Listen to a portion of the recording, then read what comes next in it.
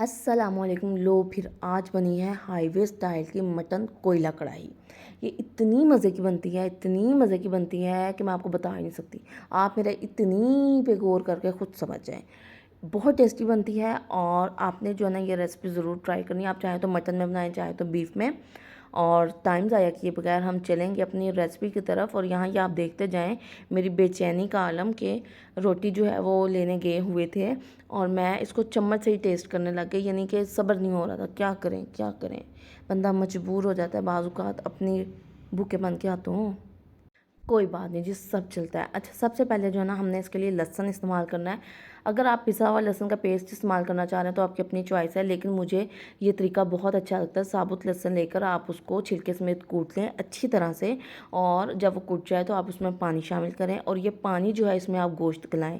ये पुलाव में भी आप शामिल कर सकते हैं। पानी एक अलग ही फ्लेवर होता है। और हमारे घर में जो नाई शाई आते हैं ना देगी शेगी पकाने वाले, ये मैंने उससे देखा था कि वो मतलब डायरेक्ट लहसुन को कूट के इस्तेमाल करता था। तो तब मुझे अंदाज़ा हुआ कि हाँ वाकई देगों में कुछ एक्स्ट्रा किया जाता है तो इतना फ्लेवर निकलता है। अच्छा, अब हमने ले लिया जी 1 किलो मटन, और मैं आपको 1 किलो की रेसिपी दे रही हूँ। उसमें हमने शामिल कर देना है ये पानी जो लहसुन का था। इसको जो ना अच्छी तरह अपने हाथ से निचोड़ देना है कि लहसुन का जो गूदा है उसमें जितना भी पानी है वो निकल जाए। उसके बाद हमने इसमें शामिल कर देना है 1 टीस्पून नमक अच्छा सा भर के। उसके बाद अच्छा, जो मटन मैंने इस्तेमाल किया ना वो हड्डी भी है उसमें थोड़ी बहुत, ठीक है। आपकी चॉइस है, आप चाहें तो बिल्कुल बोनलेस इस्तेमाल कर सकते हैं, कोई ऐसा मसला नहीं है। अच्छा, उसके बाद मैंने इसमें शामिल कर दिए थे टमाटर। 1 किलो मटन में मैंने 60 टमाटर शामिल किए थे। आप चाहें तो टमाटर कम भी कर सकते हैं और इससे थोड़ा बढ़ा भी सकते हैं। वैसे ये कढ़ाई जो है ना बिल्कुल ड्राई होती है, खुश्क होती है, लेकिन मैं आपको एंड पे दिखाऊंगी कि घर में एक दफ़ा कुछ ऐसे मेहमान आ रहे थे तो मैंने इसको थोड़ा सा पानी डालकर ग्रेवी सी भी बनाई थी, वो भी बहुत अच्छी लगती है। तो आप इस तरह चल सकते हैं। तो 60 टमाटर अच्छे से साइज़ के काफ़ी हैं। अच्छा मसाला बन जाएगा, चाहे आप ड्राई रखें चाहे आप ग्रेवी कर लें। अच्छा, इन सब को करने के बाद मैंने इसको वेट लगवा लेना है। अच्छा, मैंने इसे कुकर में नहीं बनाना, मैं सिर्फ इसको वेट लगवा रही हूँ क्योंकि मैं आप लोगों को पहले भी कई वक्त आ चुकी हूँ कि सिलेंडर है तो मैं इसे घंटों नहीं पका सकती कढ़ाई में, तो मैं इसको कुकर में वेट लगवा लूँगी। उसके बाद इसको हम शिफ्ट कर देंगे कढ़ाई में और फिर वहाँ सारी पुनपुनैयाँ होंगी। अच्छा, अब जितनी देर कुकर को हम वेट लगवा रहे हैं हम चले जाते हैं अपने मसाले की तरफ जो इसमें हमने इस्तेमाल करना है। इसमें गरम मसाले की ज़रूरत नहीं है। इसमें हम शामिल करेंगे 1 टेबलस्पून खुश्क धनिया साबुत, 1 टेबलस्पून ज़ीरा, 2 अदद बड़ी इलायची, 3 इसमें चले जाएंगे लौंग, और इसमें चली जाएंगी 5 से 6 सुरख मिर्चें साबुत, बटन चिली जिसे कहते हैं, और 15 से 16 काली मिर्चें। इन चीज़ों को ना हमने पैन पे ड्राई रोस्ट कर लेना है। अच्छा, मैं यहाँ आपको एक और बात बता दूँ कि जब आप इसको ग्राइंडर में पीसेंगे ना तो ये मसाला बिल्कुल पाउडर हो जाएगा, जो मज़ा नहीं आएगा। तो आप कोशिश कीजिएगा सुरख मिर्चें, बड़ी इलायची, काली मिर्चें, लौंग, इनको पहले पीस लें, पाउडर हो जाएं, फिर इसमें ज़ीरा और धनिया शामिल करें ताकि वो थोड़ा सा कुटा हुआ आए, धनिया अच्छा लगेगा। अच्छा, जब ये गोश्त गल गया तो मैंने इसमें जो टमाटर उनके छिलके अलग कर दी। उसके बाद इसको मैंने कढ़ाई में शिफ्ट कर दिया। मैंने कहा जाओ कढ़ाई में, अब यहाँ पे तुम्हारी शामत आएगी। और उसके बाद इसका पानी जो हमने अच्छे से खुश्क कर लिया। जब इस कढ़ाई का जो है ना पानी खुश्क हो गया तो हमने इसमें अब बाकी चीज़ें शामिल करनी है।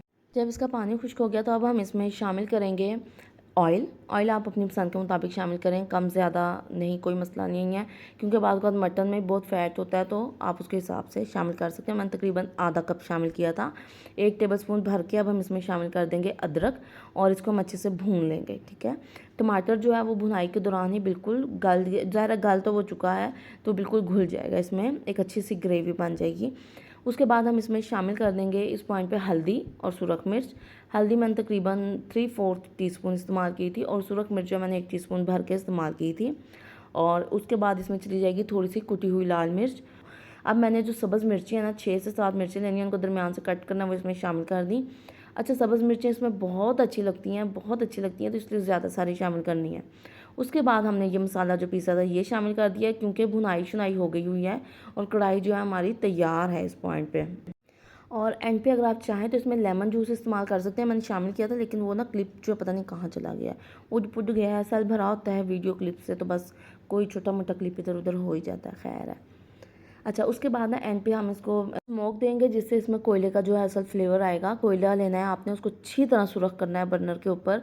कच्चा कोयला बिल्कुल नहीं रखना, उससे स्मोक की भी मतलब अच्छा नहीं आता, फ्लेवर भी ख़राब हो जाता है और अनहेल्दी भी बहुत होता है, क्योंकि कोयला वैसे भी कोयले का स्मोक बहुत हेल्दी नहीं है।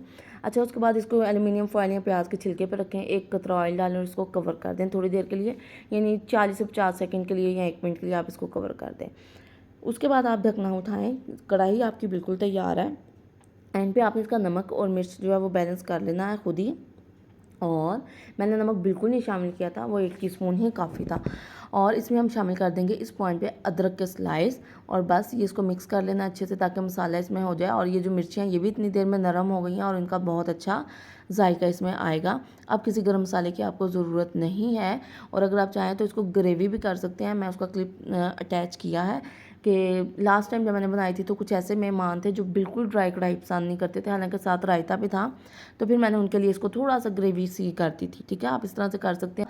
और अगर आपके घर में अफराद ज़्यादा हैं या कुछ नहीं पसंद करते होते घर में बुज़ुर्ग वगैरह, तो उनके लिए आप इसको कर लें, कोई बात नहीं, थोड़ी बहुत धांधली चलती होती है, कोई ऐसा मसला नहीं है।